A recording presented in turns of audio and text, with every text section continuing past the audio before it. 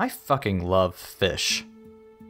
When I was in the 8th grade, I got really obsessed with learning how to build a saltwater aquarium in hopes that we could turn that into our class present to the school. While my tasteless classmates opted for a bench, those weeks of research developed into a lifelong love of aquatic animals. And while, as an adult, I know that maintaining a saltwater tank is essentially a second job, I still love to learn everything I can about the animals living beneath the watery surfaces of our oceans and lakes. To this day, I cannot get enough of the Blue Planet series, just for the opportunity to immerse myself in the drama and beauty of life underwater. You know what else I love? Maxis 2008 evolution simulation game Spore. I spent dozens of hours of my adolescence customizing my own fantastical animals, adding jaws and extra legs, and desperately trying to figure out how to get my little creature to survive in a world where there is always something else just around the corner with more teeth, more brains, or more friends. I just think that the natural world is fascinating. The reality of any given creature's life cycle, from its mating habits, to a particular diet, to the ways it forms communities, is so genuinely striking and profound, I'm pretty much always psyched to learn new animal facts. So when I heard everyone on Twitter, which I hope is still somewhat intact by the time this essay goes live, raving about Caro Assertion's Exquisite Biome, I was absolutely sold on the premise.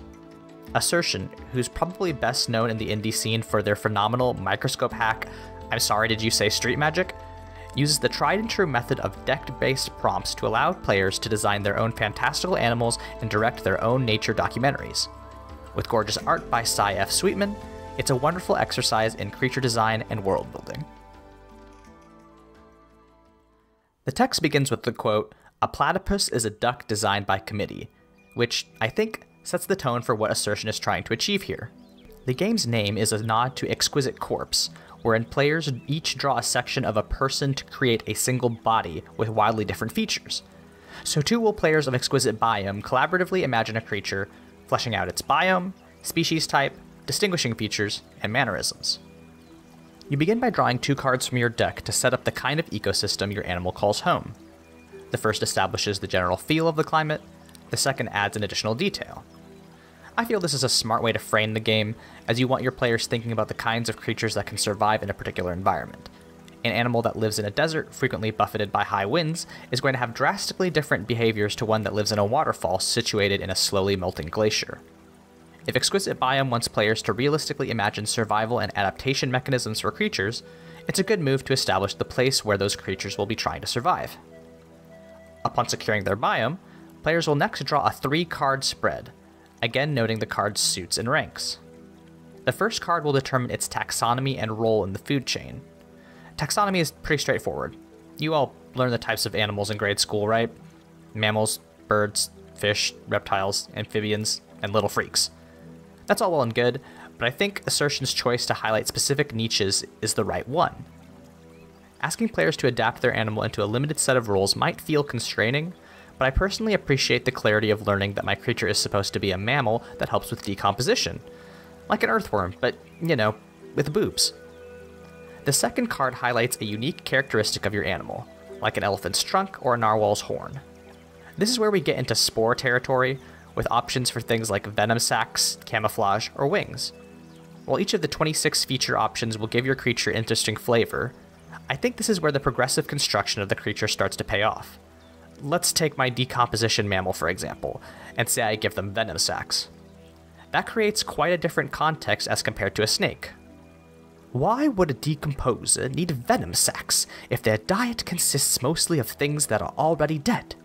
Maybe the poison is less for hunting and more for breaking down bones and sucking out marrow. By having your initial framework of biome and ecological role, you can more fully imagine your animals and create an explanation for their strange features that is both interesting and plausible. Your final card determines habits and personality. Is your creature native to its biome? Is one sex larger than another, if it even reproduces sexually? And do your animals cluster in great flocks, or live alone, lashing out if it sees another of its species? These prompts, along with the supplementary questions Assertion provides, add a final level of characterization that I feel really brings your animals to life. When you're watching a nature documentary, it's exciting to watch a footage of a lizard dodging through a nest of snakes with its incredible speed. But I feel much more invested in an animal when I know it lives in community with others around it, braving harsh Antarctic nights by huddling together for warmth.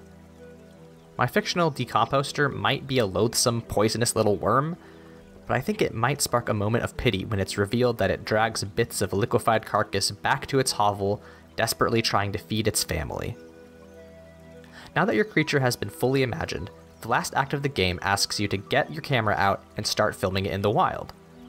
Players frame a scene starring their creature while they hunt, mate, or learn a harsh truth about the world. Bust out your best Attenborough impressions as you narrate what happens, using what you've established about your animal's habits, personality, and abilities. Once you're satisfied, you can switch the order of the 3 creature cards you've already drawn, generating an entirely new animal to act as ally, adversary, or observer to your first.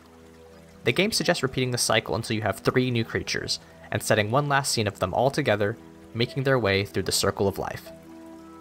While that's the gist of the game, Assertion also includes one last list of evolutions, optional rule sets that build upon the core text in ways I absolutely adore. While some options allow for additional unique traits, my personal favorite is Survival of the Fittest, in which players are dealt 5 cards and then presented with a challenge. Show me a creature that would be best at swimming. Who's got the stealthiest animal? Make me an animal that knows how to get around. Using the prompt tables, players will try to meet the suggested challenge, and debate which creation fits the bill. This reminds me so much of grade school arguments over our Pokemon OCs, squabbling about whose Hyper Beam could destroy whose Super Shield.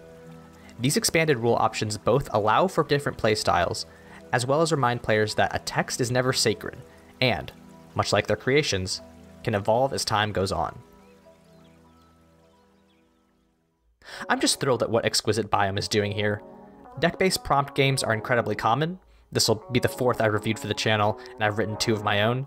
But Assertion's smart tables and clean rule set are a testament to the efficiency of the form. You could absolutely use this as a template to generate a player species for a longer form RPG, but honestly, it's perfect as a standalone.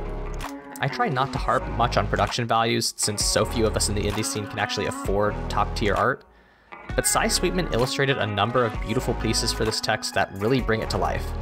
Sweetman actually did a thread on the design process for Exquisite Biome on Co-Host, which I'll link in the video description if you want to learn more about how he used his background in speculative biology to inform the drawings.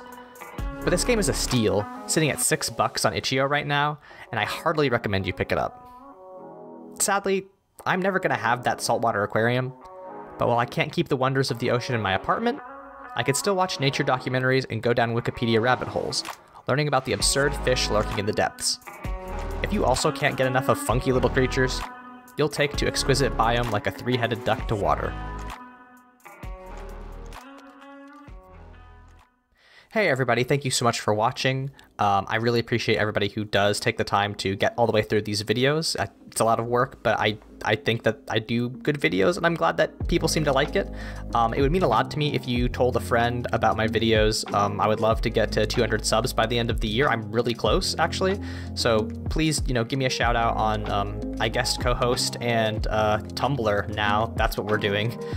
If you want to find more of my work, I'm at AaronSXL on Twitter and co-host, and also at Monster Factory Fanfic on Tumblr. Don't worry about that, where I tweet about tabletop RPGs, health policy, and writing.